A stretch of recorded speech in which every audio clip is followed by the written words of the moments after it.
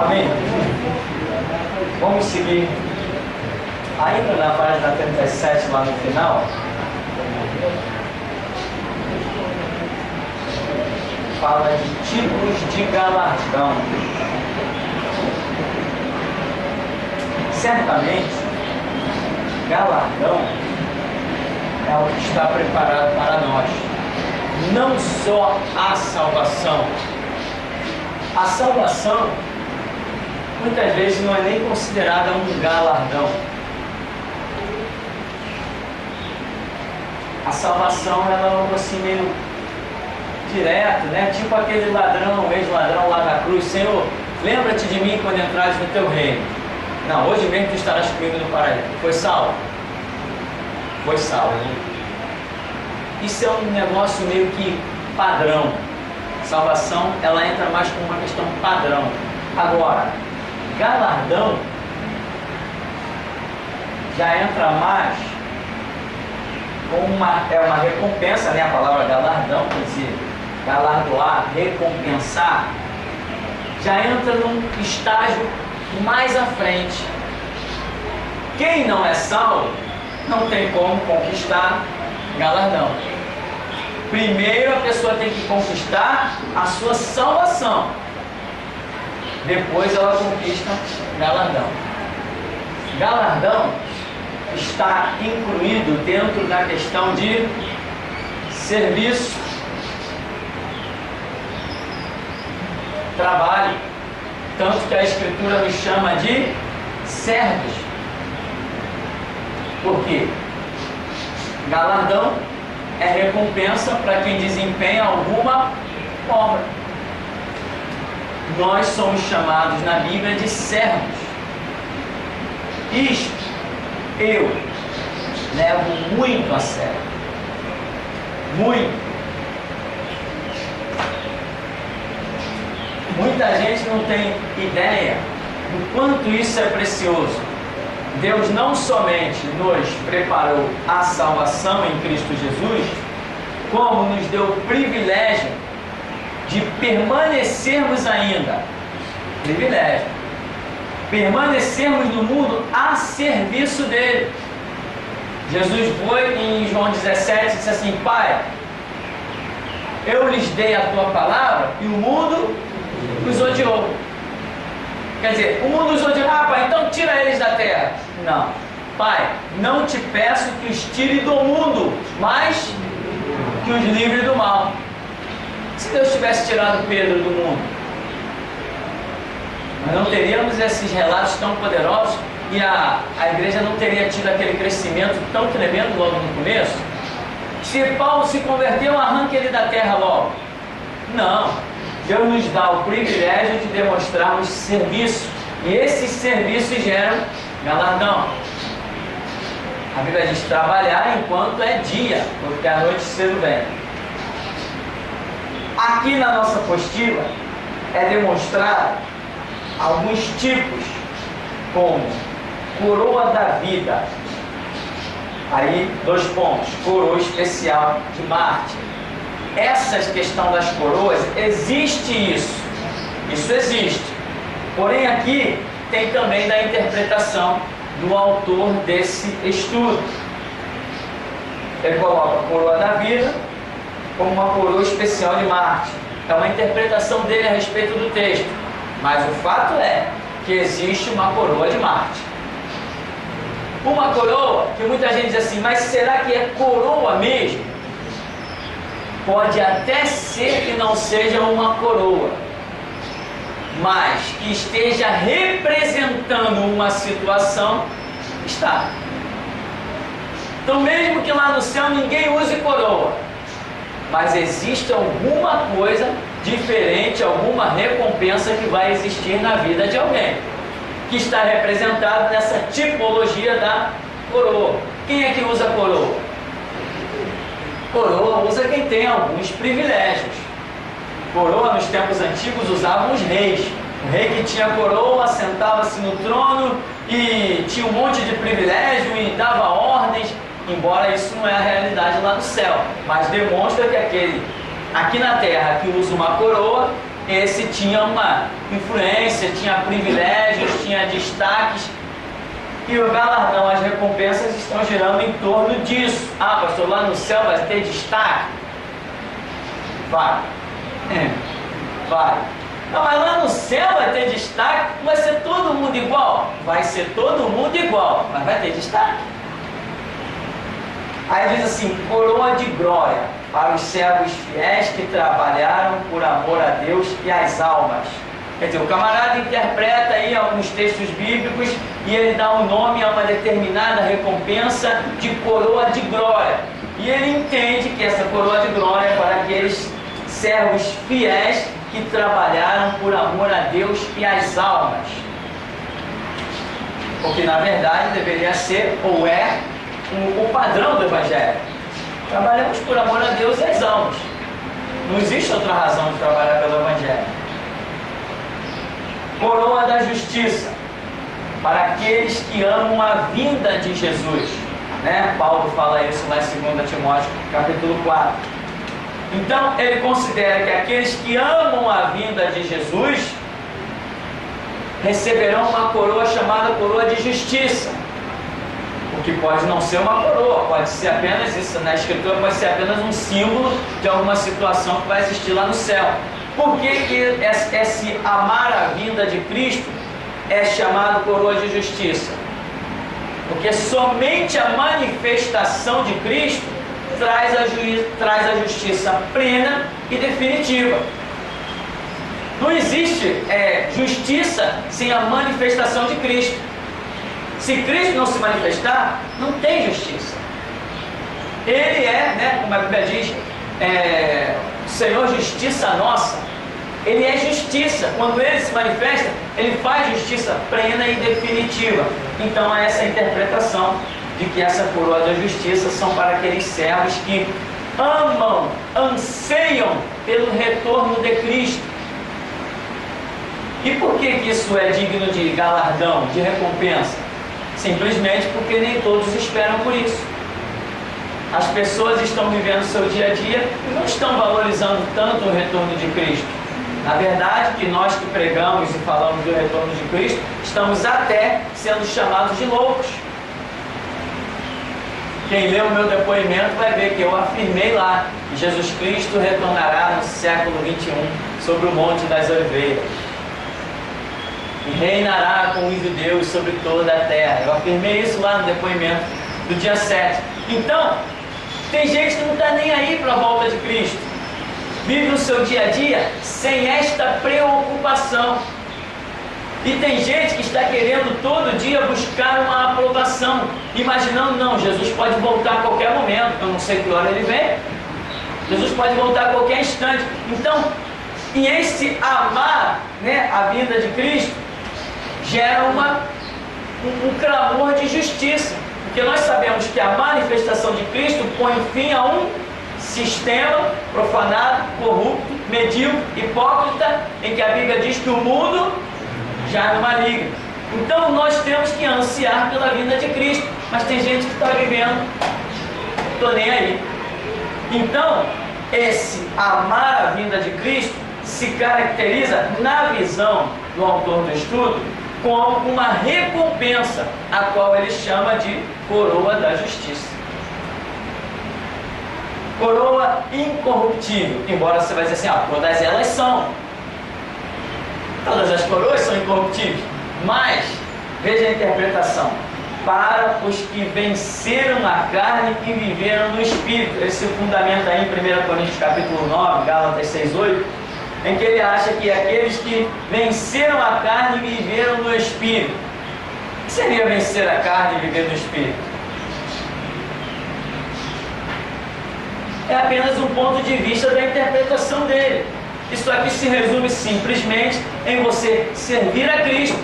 Ele chama de coroa incorruptível, ou seja, que é alguém que não se corrompe. Incorruptível são as pessoas que têm um propósito, vai adiante, vai até a morte com eles. Não pisa em falso, não olha para trás, não larga o seu principado, não larga a direção que Deus deu. Isso é uma incorruptibilidade. E aqui ele diz, ele traduz isso como vencer a carne e viver no Espírito. Por quê? Porque existe uma tradição de que as pessoas que realmente seguem a Cristo sem pisar em falso teriam vencido a carne. O que, na verdade, particularmente, eu acho que não tem nada a ver a expressão. Mas você vê que ele usa até a expressão de Gálatas 6:8. Lembra dessa expressão? O Espírito luta contra a carne milita contra o Espírito. Então, ele atribui que aqueles que vencem essa batalha da carne contra o Espírito contra a carne, aqueles que vencem essa batalha, recebem uma coroa incorruptível. Uma questão de interpretação. Detalhes que nós não precisaríamos, logicamente, nos prendermos. Nós precisamos apenas saber que existe, pelo serviço, pela nossa firmeza, né? Pela nossa determinação, pela nossa devoção, pelo nosso não voltar atrás, não se corromper. Por tudo isso existe realmente um galardão.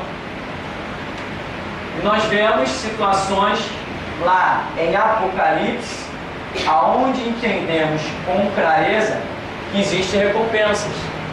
Por exemplo, João vê os 144 mil no Monte Sião. 144 mil comprado das 12 tribos de Israel.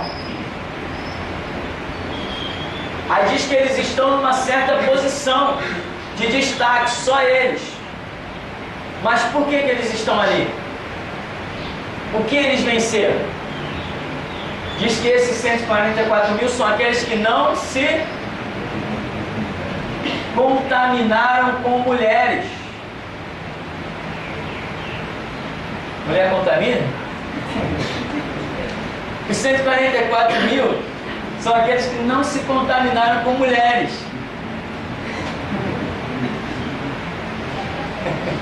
Eu já vi gente ficar irada com esse texto. Mas essa não é a realidade. Mulher não contamina, vem? Deus não criou a mulher com essa fonte de contaminação. Não tem nada a ver. Eu explico. Antes de você jogar o sapato, eu explico. É bom não demorar muito não, né? Então, quer dizer, você vê que tem 144 mil numa certa posição, cantando lá os seus cânticos de Sião, de Moisés. Dá para entender que eles estão privilegiados numa determinada situação que outros não podem fazer parte, mas eles são os que não se contaminaram com mulheres. A mulher na Bíblia, ela se tornou símbolo de prostituição. Isso se criou como uma simbologia. Essa contaminação com mulher representa, estamos falando de 144 mil comprados das tribos de Israel. Estamos falando de judeus. Um dos conceitos mais fortes dos judeus é a aversão à idolatria, a abominação para com a idolatria. Então, prostituição na Escritura é o quê? Aqueles que deixaram o Deus verdadeiro, adorado em espírito e em verdade, e se voltaram para outros deuses.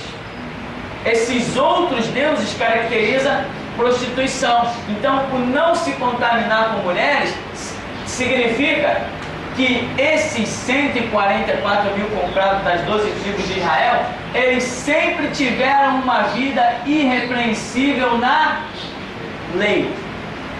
Eles nunca se contaminaram com mulheres, nunca adoraram outros deuses. Eles sempre foram irrepreensíveis na lei de Moisés. Por isso eles estão lá no monte e cantam o cântico de Moisés. Poxa, estou vendo gente amarrar o cadastro do sapato. Que bom. Então, outro grupo que nós vemos lá. Nós vemos um grupo que são os que fazem parte das bodas do Cordeiro.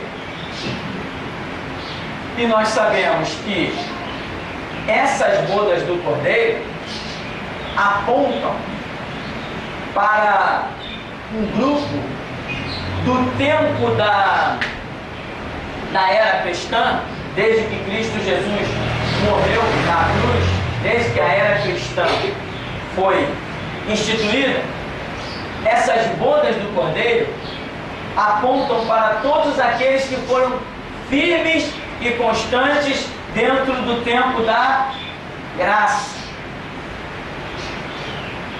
dentro do tempo em que a dispensação ainda é considerada graça, ou seja, até o arrebatamento da igreja. Então, ela é consumada, inclusive, com o próprio arrebatamento da igreja.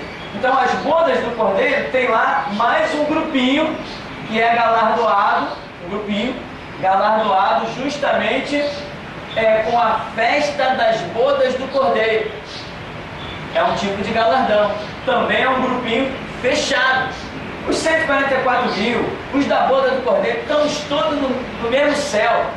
Mas existem algumas situações que são restritas a certos grupos. Coisas que nós vemos com destaque, com privilégios. Outras coisas mais que tem. Como é que é? Quem lembra de outro grupinho que tem lá no céu? Ah, os mártires, por exemplo, tem um grupo dos mártires. E eles estão numa posição específica, debaixo do altar. Debaixo do altar, da ideia de intimidade. Imagina, debaixo do altar, ou seja, Deus, eu estou debaixo do altar de Deus, é uma coisa muito próxima. É isso que aponta esse galardão. Mas quem está debaixo do altar? Os mártires. Então, aqueles que aceitaram o propósito de Deus e foram até o fim, foram martirizados, morreram confessando Jesus Cristo, passando pelos horrores que nós estamos vendo na China, na Coreia do Norte, na Rússia e em tantos outros países de bandeira vermelha. Ainda hoje, em pleno século XXI, estamos vendo isso. Esses que têm aceitado, os que estão aceitando essas atrocidades, mas não estão negando Cristo, estão passando por horrores, esses morrem e recebem a recompensa da coroa de mártires, e a posição deles é debaixo do altar. Então nós estamos vendo recompensas, vários grupos, mas depois João, quando está em Apocalipse vendo tudo isso, ele diz assim: e depois eu olhei e eis que vi uma grande multidão. Depois de primeiro contemplar um grupo aqui, um grupo ali, todo mundo está no céu, um grupo lá, um grupo acolá. Enquanto João está contemplando os grupinhos e está descrevendo coisas tremendas sobre os grupinhos, daqui a pouco ele diz assim: eis que eu me virei e vi ainda uma grande multidão. Quem está no meio dessa grande multidão? Aquele ladrão lá da cruz está no meio da grande multidão. O que ele fez pelo Evangelho? Fez nada, está lá na grande multidão. Agora Pedro não está nessa grande multidão. Onde está Pedro? Debaixo do altar. Onde está Paulo? Debaixo do altar. E aí, Pedro, nos encontramos de novo, hein? Então, meu irmão, você diz assim: não, eu me contento em estar no meio da grande multidão. Eu não. Ah, pastor, você é ambicioso? Sou, pelas coisas espirituais sou. Não me traga ouro, não me traga prata, mas me traga um texto bíblico. Então, meu irmão, olhei e vi uma grande multidão. Essa grande multidão tem a sua salvação? Tem. Mas tem recompensa pelos seus trabalhos? Não tem. Não sabem cantar o cântico de Sião, não podem sentar-se na mesa das bodas do Cordeiro, não podem se aproximar do altar. E pastor, tem isso tudo lá no céu? Quem viver, ou melhor, quem morrer, verá. Então, meu irmão, trabalhe. Não aceite se cansar. Não aceite. Se torne incorruptível. Porque há uma recompensa nos aguardando. Agora, muita gente vai só entrar, quando entrar assim, ó, Ah, e o portal celestial, quando botar o pezinho do lado, aí vai aparecer uma plaqueta escrita assim: virar à esquerda. Lá vai ele, virar à direita, virar. Aí, fica aí, teu lugar aí, ó. Grande multidão. Vai, fica. Eu quero ficar com a grande multidão, não é mesmo? Na verdade, todos nós estaremos no mesmo céu, desfrutando de coisas que olhos não viram, nem ouvidos ouviram, nem nunca subiu ao coração do homem. Mas que Deus é justo e é recompensador daqueles que o buscam e o servem, sendo Ele justo, eu não vou ter 40 anos de trabalho ao Evangelho firme e o outro vai ter um dia de trabalho, 2 dias desviados, né? 5 dias de trabalho, mais um mês desviado. 1 ano de trabalho, mais 2 anos desviado. E eu aqui, firme e constante, pagando preço. Aí depois entra, aqui vocês dois, sentem aqui no mesmo lugar. Isso não é justiça. Não está certo. Um se aperta, caramba, esse mês a minha conta vacilei. Caramba, se eu der o dízimo, eu vou pro vermelho. Mas vou dar, o dízimo é do Senhor, pastor. Outros assim, que dízimo nada, o pastor já está rico. Aí morreu os dois. Senta aqui vocês dois. Duvido. Duvido, o senso de justiça desse Deus é tremendo. É apaixonante. Né? Tem gente que... Não, sabe como é, né? Família é tudo para mim. Eu não vou servir a Jesus e dividir a minha família. O outro diz assim: eu não quero saber de nada, o negócio é Jesus Cristo. Morreu os dois. Aí chega, vocês dois, senta aqui. Cadê a justiça? Se eu estou negando alguma coisa para seguir a Cristo e o outro não está negando nada, será que vai dar no mesmo? Vamos entrar pela mesma porta, pode ser. Acho que vamos sentar no mesmo banco, não vamos. Não é justo. Não é justo, meu irmão, não é justo. Estevão debaixo da chuva de pedra. Sadraque, Mesaque e Abednego na fornalha. Daniel na cova. Tem um monte de gente aí que está procurando fugir o tempo todo da chuva de pedra, da cova e da fornalha. Não, esse caminho aqui eu não quero não, quero esse. Quantas pessoas Deus já chamou para cá? E disseram, não, lá não. É aqui mesmo não. Então, irmão, existe sim recompensa. E eu sou um cara olho grande, eu quero elas todas que tiver ao meu alcance. Eu não quero deixar escapar nenhuma. Se eu puder pegar a coroa de martírio, eu quero. Se eu puder pegar o cântico de Sião, eu quero. Se eu puder enquadrar com os 144 mil e virar judeu, eu quero. Tudo que é recompensa que Deus tiver, eu quero. Afinal de contas, lá as coisas são eternas, não muda nada. Aqui, meu irmão, aqui é besteira, tudo muda. Mas depois que botar o pezinho, cheguei no céu, o que você conquistou na terra, conquistou. Então tem que ser um cara esperto. Nem eu queira todas as recompensas espirituais. Jesus, dá para mudar minha nacionalidade? Dá para eu virar judeu só para aprender aquele cântico? Dá, então quero aprender. O que tem que fazer? Estudar hebraico? Estudo. Então, meu irmão, trabalhe, se esforce. Deus tem propósitos, Deus tem galardões, né? Por exemplo, o Marcos tem um galardão tremendo lá no céu, né, Marcos? Aquele enfeite todo que você vê lá, olha, foi tremendo. Quem viu o Marcos já na internet? Já viu ele na internet? Aí, já está expilando para o mundo todo com o Marcos. Aquele cartaz ficou bonito, mas vamos usar ele ainda. Jogou fora, não? Guarda ele que nós vamos fazer uma passeata no Santo Cristo com aquele cartaz. Mas tem galardão. Quantos tem coragem de fazer o que ele fez? Hein? Quantos pensou no que ele pensou? Eu acho que tudo tem uma recompensa. Muitos passaram, um louco. Mas até os loucos acham esse caminho maravilhoso. Então, perguntas, galardões, ambições, recompensas. Então, grupinhos e mais grupinhos é o que vemos em Apocalipse. E vemos uma grande multidão. Certamente essa multidão é bem incontável, mas os outros grupinhos não são tão incontáveis assim. Aquela parábola do senhor da aldeia que saiu para recrutar trabalhadores, e no final do dia ele falou tudo igual, né? Aquilo refere-se apenas à salvação, né? Exatamente. Ali, esse tudo igual dá uma ideia de uma salvação, porque não importa a hora que você esteja trabalhando, a sua salvação, se você está trabalhando para o reino, ela está garantida. Agora, salvação não inclui quanto tempo você trabalhou. Você pode trabalhar 40 anos, tá? Você é salvo. Você pode trabalhar 1 hora para Jesus e ser salvo. Quanto tempo precisou para ser salvo aquele ex-ladrão lá na cruz?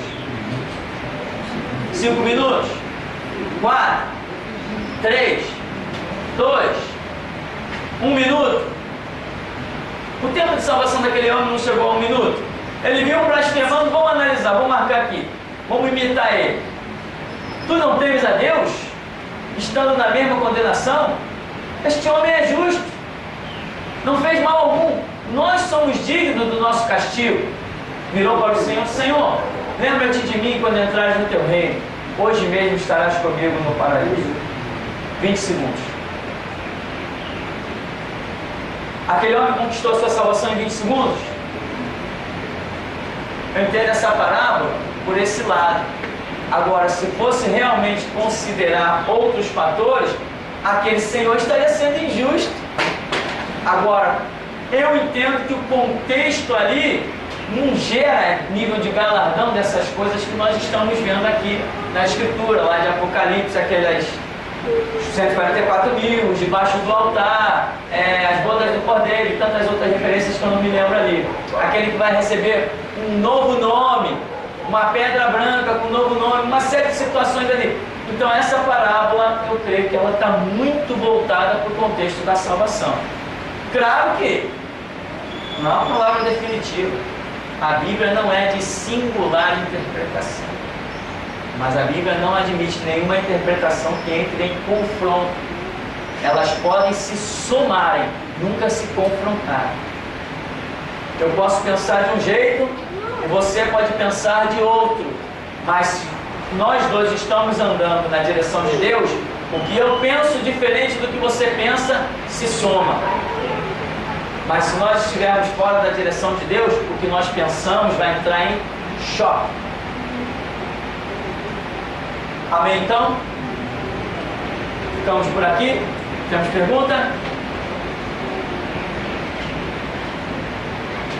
Pastor, esses galardões, lógico, deve ser esse cobrão que Cristo não pede, né? Porque para ter um galardão, ele tem um conhecimento muito grande da palavra. Sim. Por exemplo, interessante, o que me passou na mente mediante a sua pergunta? Eu entendo uma coisa: o retorno no milênio, para mim, é um galardão. Nós vamos estar vivendo, vamos ser intocáveis, estarmos vivendo debaixo de uma autoridade fenomenal. As armas não poderão nada contra nós, nem grupos, nem nada poderá obstruir a nossa caminhada ao propósito. Então eu entendo que o retorno no milênio é um galardão. Aí eu te pergunto: quem voltará no milênio? Se é um galardão, não é para todo mundo. Se é um galardão, não é para todo mundo. Eu, particularmente, entendo que no milênio volta quem conhecer de Gênesis a Apocalipse. Esse volta no milênio. Porque no milênio eu só consigo ver uma coisa: a necessidade de se ensinar Bíblia. Porque justamente a palavra para o milênio é aquela que diz, você sabe que depois do milênio vem o quê? Vem o fim, né? E Jesus disse assim: Senhor, pergunta aos discípulos, Senhor, que sinal haverá da tua volta, né? Da tua volta e do fim do mundo. Aí Jesus fala algumas coisas da volta dele, e depois, quando ele vai falar de fim do mundo, ele diz assim: e este evangelho do reino será pregado a toda criatura, para testemunha a todas as gentes. Então virá o fim. Então eu particularmente tenho identificado que o evangelho do reino somente será pregado a todas as criaturas no milênio, quando Cristo estiver reinando. Porque hoje o que vemos com o evangelho? Hoje o evangelho não está se espalhando. Hoje o evangelho está se comprimindo, contraindo. O evangelho está diminuindo. A Inglaterra, que a primeira-ministra da Inglaterra já declarou: a Bíblia é a glória da Inglaterra. Vai entrevistar os ingleses hoje. Ele: não, o evangelho aqui já passou, já era. Ninguém quer mais saber disso.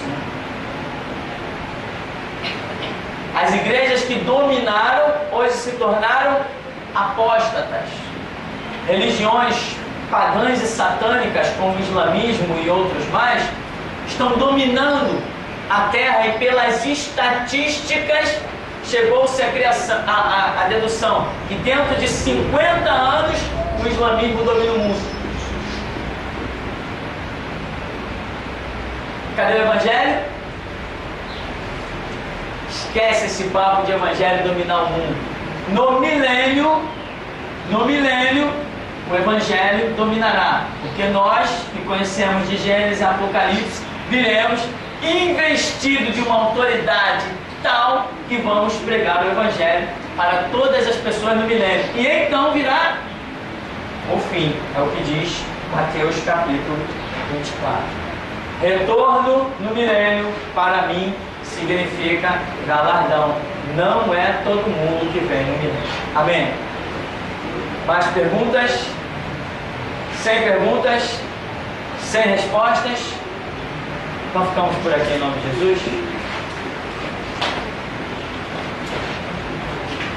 Vamos agradecer a Deus.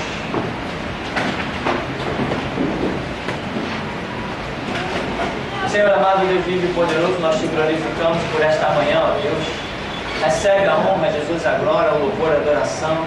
E a nossa súplica, capacita-nos a sermos obreiros aprovados, que não tem que se envergonhar, mas maneja bem a Tua palavra, Deus, para que o Teu nome santo seja glorificado. Dá-nos graça e ensina-nos a remir os tempos, os dias, por quantos tempos são maus, ó Deus.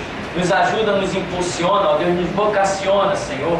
Tem compaixão e misericórdia de nós, para não deixarmos a Tua palavra esquecida em um instante, ó Deus. E nem, ó Deus, atentarmos mais para as coisas naturais do que para as espirituais. Capacita-nos a Te servir, ó Deus, pois nós esperamos em Ti e sabemos que sem Ti nada podemos fazer. Nos ajuda, pois, no poder precioso do Teu sangue, em nome de Jesus. Amém. Amém, irmãos. Vamos em paz em nome de Jesus.